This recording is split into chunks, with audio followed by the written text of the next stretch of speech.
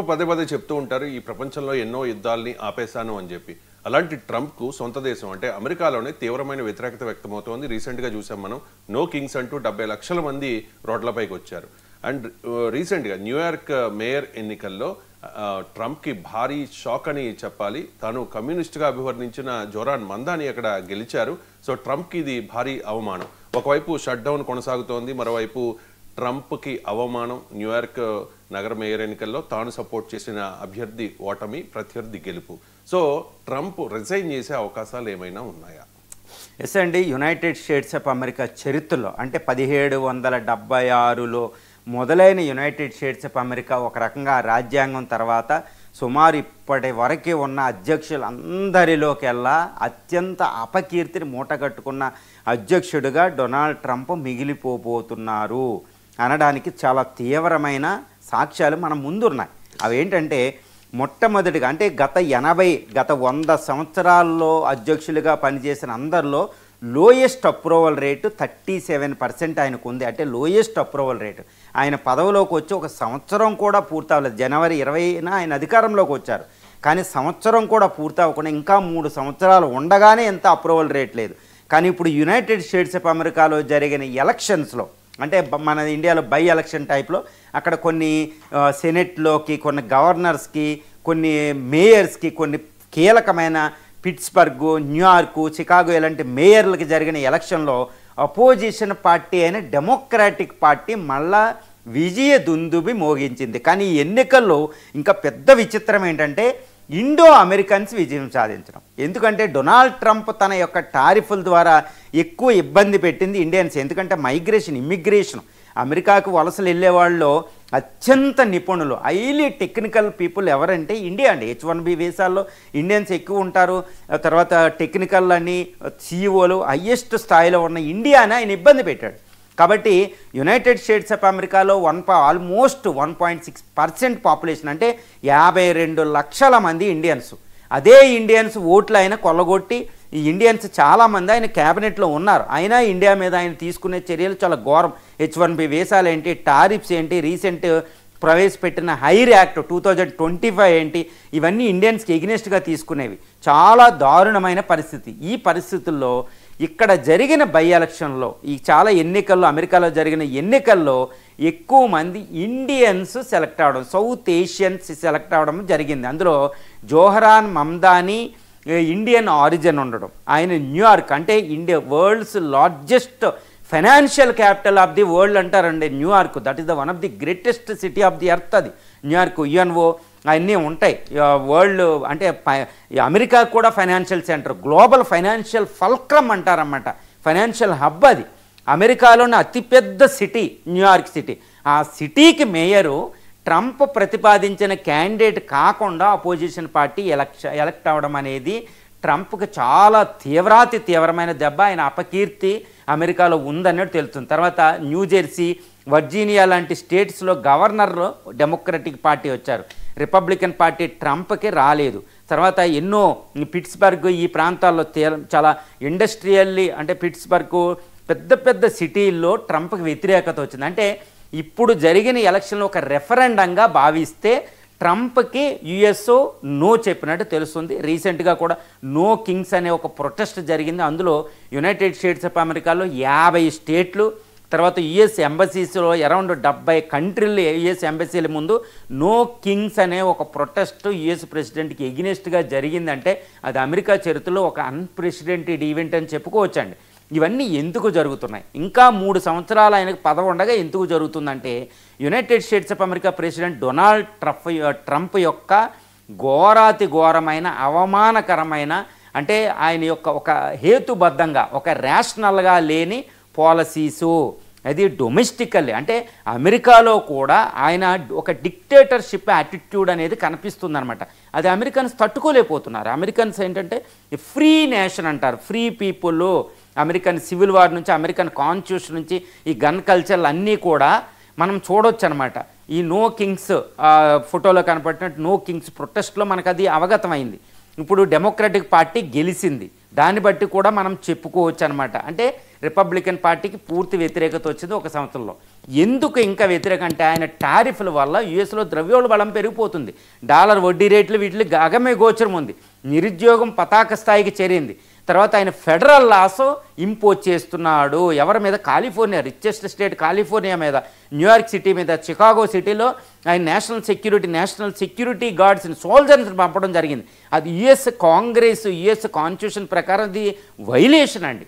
అంత ఎక్స్ట్రాడినరీ పవర్స్ని ఎవరు యూజ్ చేయరు, ఎందుకంటే అమెరికా స్టేట్లో ఆ స్టేట్లు కూడా సెపరేట్ కాన్స్టిట్యూషన్స్ ఉంటాయి కాబట్టి వాళ్ళు యాక్సెప్ట్ చేయలేకపోతున్నారు ఈ విషయాన్ని, డిక్టేటర్గా చూస్తున్నారు ఆ విషయంలో.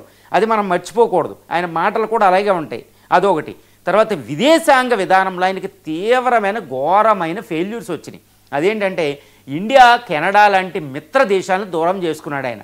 శత్రు దేశాలతో సమానంగా మిత్ర దేశాలను చూసి దూరం చేసుకున్నాడు. ఇప్పుడు జపాన్ అని, సౌత్ కొరియా అని, ఇండియా అని, కెనడా, తర్వాత పక్కనున్న మెక్సికో, ఈ కంట్రీస్, ఆస్ట్రేలియా, జపాన్ లాంటి దేశాలు కూడా ఆయన శత్రువులో చూడడం మొదలెట్టినాయి. అంటే యుఎస్ అలయన్సెస్ దెబ్బతిన్నాయి. ఇప్పుడు క్వాడ్ అనేది దెబ్బతింది కాబట్టి అది పెద్ద అవమానం. తర్వాత ఇరాన్ ఇజ్రాయెల్ యుద్ధంలో ఇజ్రాయెల్ని ఆపలేని పరిస్థితి. ప్రపంచంలో వెస్టర్న్ కంట్రీస్ కూడా హమాస్కి సపోర్ట్ చేయకపోయినా ఇజ్రాయెల్ వ్యతిరేకంగా వెళ్ళి అక్కడ హ్యూమన్ రైట్స్ వైలేషన్, అక్కడ ట్రంప్ ఒక్కడే ఐసోలేట్ అయిపోయాడు. అదొక్కటి మనం అంటే ఇజ్రాయెల్ కంటే ట్రంపే ఐసోలేట్ అయిపోయాడు అమెరికా, కాబట్టి అక్కడ మనం మర్చిపోకూడదు. అక్కడ తీవ్రమైన వ్యతిరేకత వచ్చింది.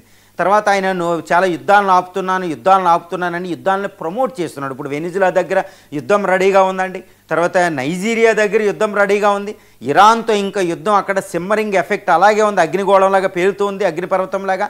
ఇలాంటి పరిస్థితులు ఆయన క్రియేట్ చేశాడు. తర్వాత ఉక్రెయిన్ యుద్ధం ఆపలేని ఒక నిరాసక్తత ఆయనలో ఉంది. రెండు, పుతిన్ ఆయన అలస్కాలో కలిసినప్పుడు కాన్ఫిడెన్స్ లేకపోవడం, రీసెంట్గా జీ జిన్పింగ్తో సమావేశమైనప్పుడు ఆయన అమెరికాకు కావాల్సిన ప్రయోజనాలను రక్షించలేకపోవడం, అక్కడ తర్వాత ఈవెన్ మోడీని కూడా ఆయన కన్విన్స్ చేయలేని తత్వం అక్కడ భారతీయుల్లో చాలా తీవ్రమైన ఆందోళనకు దారితీస్తుంది. కాబట్టి ఇవన్నీ అంటే ఫారిన్ పాలసీ అపజయాలు, డొమెస్టిక్ పాలసీ అయినా ఈ కంట్రీలో హార్వర్డ్ లాంటి యూనివర్సిటీని దూరం చేసుకోవడం, మేధావులు దూరం అవ్వడం, తర్వాత ఆయన యొక్క ఒంటెద్దు పోకళ్ళు, ఇవన్నీ కూడా దేశీయంగా అంతర్జాతీయంగా అమెరికాకి భయంకరమైన అపకీర్తి మూటగడుతున్నాయండి. చాలా యుద్ధాలు, ఇప్పుడు అమెరికా ఏ యుద్ధాల్లో ఎంటర్ అవుతుందో తెలియదు. ఆయన 3వ ప్రపంచ యుద్ధం ఆపుతానని 3వ ప్రపంచ యుద్ధం తెరిచే పరిస్థితి అక్కడ ఉంది.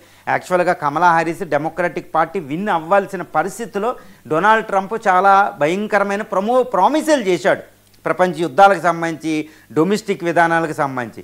కానీ ఆయన వచ్చిన కొన్ని నెలలకే ఈ డోజ్ అని అంటే డిపార్ట్మెంట్ ఆఫ్ అమెరికన్ ఒక వింగ్ పెట్టి, ఒక డిపార్ట్మెంట్ని పెట్టి ఎలాన్ మస్క్ని హెడ్గా పెడితే ఎలాన్ మస్క్ బయటికి వెళ్ళడం వల్ల అక్కడ ట్యాక్స్ సేవింగ్ ఏమీ లేవు.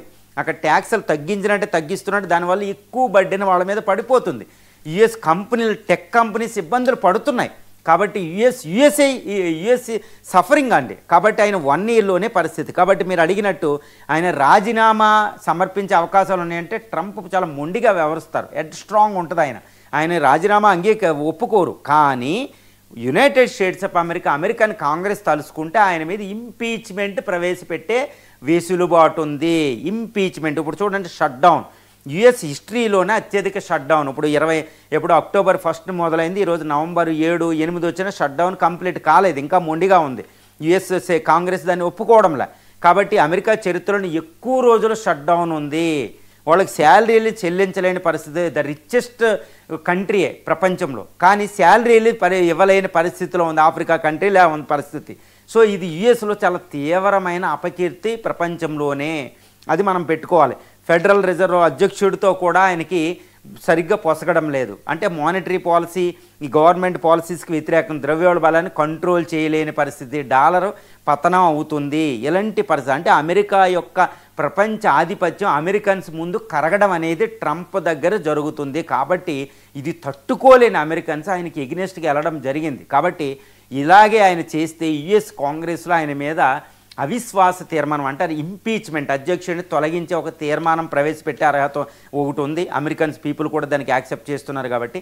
కానీ అమెరికన్ కాంగ్రెస్ ప్రకారం ఆయన రిజైన్ చేయకపోతే ఇంపీచ్మెంట్ ప్రవేశపెడతారు. అమెరికా కాంగ్రెస్ దానికి యాక్సెప్ట్ చేస్తే ఆయన రిజైన్ చేయవలసిన పరిస్థితి వస్తుంది. ఇలాగే ఒక అధ్యక్షుడి మీద ఇది ప్రవేశపెడితే ఆయన రిజైన్ చేయడం జరిగిందనమాట ఒకసారి అమెరికా చరిత్రలో. ఇది ఎలా అయితే జేడీ వ్యాన్స్ అమెరికన్ కాంగ్రెస్ ప్రకారం అమెరికా అధ్యక్షుడు ఆటోమేటిక్గా అయిపోతాడు. మిగిలిన పదవీ కాలం ట్రంప్కి ఎంతకాలం ఉందో అంతకాలం జేడీ వ్యాన్స్ అధ్యక్షుడు ఉంటాడు, కానీ కొత్త అధ్యక్షుడు ఎన్నికలు అమెరికా కాన్స్టిట్యూషన్ రాజ్యాంగం ప్రకారం జరగదు. కాబట్టి జేడీ వ్యాన్స్కి ఒక పెద్ద అవకాశం అనేది ఇది పరిణమించబోతుంది. ఈయన కూడా ఏజ్ ఇప్పుడు 80 సంవత్సరాలు వచ్చింది కాబట్టి వృద్ధాప్య ఛాయలు అనేది ఉంది, హెల్త్ అనేది ఒక డిజార్డర్ అనేది కనిపిస్తుంది. అదంతా ఒక అనుమానాస్పదంగా ఉంది. యుఎస్ నెక్స్ట్ 3 సంవత్సరాల పాటు అమెరికాని ఈ ట్రంప్ ఇలాగే నడిపితే మాత్రం అమెరికా పతనం అనేది జరిగిపోతుంది అనేది అమెరికాకు ఒక భయం. తర్వాత అమెరికా కాబట్టి అది యునైటెడ్ స్టేట్స్ ఆఫ్ అమెరికా ప్రపంచ జీడిపిలో అరౌండ్ $30 ట్రిలియన్ 30% ప్రపంచంలో తిరుగులేని ఆయుధ శక్తి. కాబట్టి ఆయన అసంతృప్తితో ఈ అమెరికన్స్ మీద వీళ్ళ మీద కోపంతో ఏదైనా ప్రపంచ యుద్ధానికి దారి తీసేటట్టు ఆయన ఆదేశాలు ఇస్తే మాత్రం అది తీవ్రమైన ప్రపంచ అంతానికే దారి తీయవచ్చు. రీసెంట్గా ఆయన అమెరికా 1992 తర్వాత మొట్టమొదటిగా అణు పరీక్షలకు ఇవ్వడం, మైన్యూట్ మ్యాన్ అనే మిసైల్ని ప్రయోగించడం, అంటే ఆయుధ పోటీకి అమెరికాని తీసుకెళ్ళిపోయాడు. అంటే ఇప్పుడు రష్యా అనేది అమెరికా ముందు ఏ మాత్రం పనికి రాని ఒక దేశం అనమాట, ఆయుధాల్లో తప్పితే. అలాంటి దేశం పుతిన్ను రెచ్చగొడితే ఆ దౌత్య విధానానికి ఆయన ఓడిపోయి ఆయుధ పోటీ మొదలు పెట్టకూడదండి. ఎందుకంటే that is the United States of America. 14,000 యుద్ధ విమానాలు, ఈ India, Russia, China top 10 countries కలిపిన అమెరికా అంత ఎయిర్ ఫోర్స్ ఉండదు. అలాంటి అమెరికా ఎయిర్ ఫోర్స్కి ఈరోజు ఏదో పుతిన్ చేసేదానికి భయపడి ఆయన ఆయుధ పోటీకి ఆయన ఇవ్వడం అంటే ఆయనలో ఒక రకమైన, అంటే అమెరికా యొక్క శక్తిని తెలుసుకోలేని పరిస్థితుల్లో అమెరికాని యుద్ధంలోకి లాగుతున్నాడు. కాబట్టి ఈయన తీసుకునే అసంకల్పిత చర్యలు, అంటే అన్కాన్షియస్గా ఆయన తీసుకుంటున్నాడు ఏదో, కానీ ఇది అమెరికన్స్ భయోత్పాతం కలిగిస్తుంది. కాబట్టి అమెరికా ఈరోజు ట్రంప్ ఉండకూడదని మనస్ఫూర్తిగా యునైటెడ్ స్టేట్స్ ఆఫ్ అమెరికా ప్రజలు కోరుకుంటాం అనేది ఈ ఎన్నికల్లో మనకు ప్రతిస్పందిస్తుంది. కాబట్టి జేడీ వ్యాన్స్కి ఊహించిన అవకాశం జేడీ వ్యాన్స్కి వచ్చి ఆయనే అధ్యక్షుడు అయ్యే అవకాశాలు పుష్కలంగా మనకు కనిపిస్తున్నాయి. ఎంజీరావు గారు, ఇక ఫీజులు తగ్గించాలి,